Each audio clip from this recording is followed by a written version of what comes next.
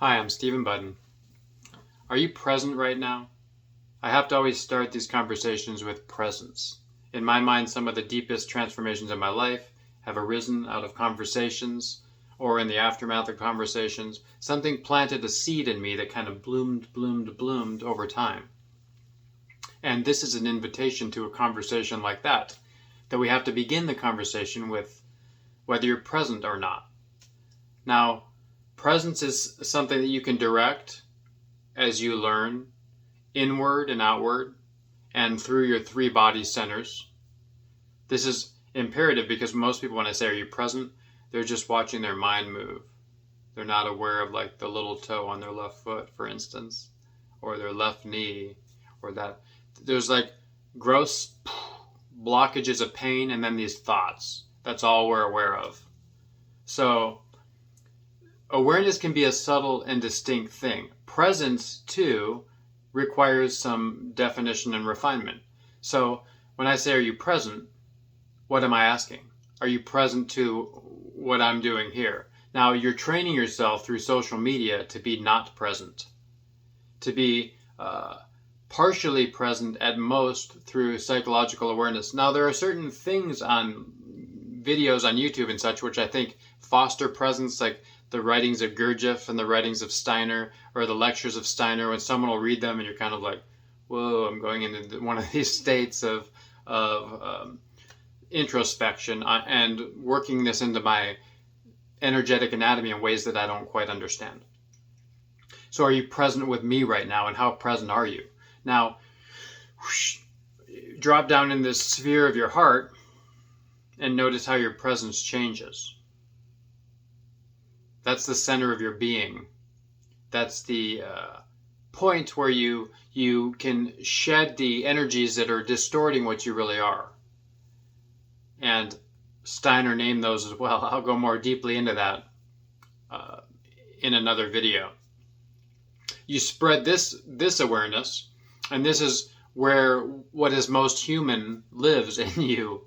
Your awakened self gets more and more space until it takes up your whole being. So you are now more present. Now there are things we can do with the rest of your body. If your hips locked, your heart doesn't receive full energy, so you need to find the open, like you move your hips back and forth to find the opening. You soften your knees, your feet become, they go from being like this to being parallel. You feel more on your outer feet. This is like a somatic exploration of presence. You become an open conduit for the energy force flow, and then you can be more present. What's all this harping presence? Well, people want to improve their relationships, right? And they're not present at all in general. So what are you improving? Improve your awareness of a situation, your awareness of your emotional and sensation states, your awareness of your energetic anatomy, at least even experientially. You don't have to know all the codified breakdowns that have come through different traditions at all. Like, I'm not even necessarily advocating that, though I teach some of that when it's helpful, because sometimes we need to anchor through the mind to get into the body. So I'm harping on all this presence thing because if you want to improve relationships in your life and your work and your productivity and your effectiveness, you need to build this skill of directing presence where it is needed. Absolutely. And when you're not present with me, I'm not offended. You're present with something else. So knowing what you're present, oh, I'm having financial worries, or oh, I'm present with God right now. That's a kind of present that makes you absent from men, according to the Sufi tradition. So know where you're present and where you're absent and what the difference is. There's like this scale of presence and absence that I'll show you how to work through. It's a beautiful and powerful thing because there's this witness of you. And if you can imagine this witness of you, let's say it's God. God is watching you right now. This brings your presence to another strata, another vibration. It doesn't matter what your religious or spiritual beliefs are even. I was sitting in the forest looking at trees once and I felt the presence of this witness. And it elevated my experience, and I was like, oh, I need to really live fully and do what I came here to do in this world, because this energy that seems compassionate is guiding me, is watching right now. And that's what I want for you. So there are certain beliefs we install, like you install a program in a computer that make you more resilient in times of chaos, more radically certain in times of uncertainty, and more positive in times of calamity.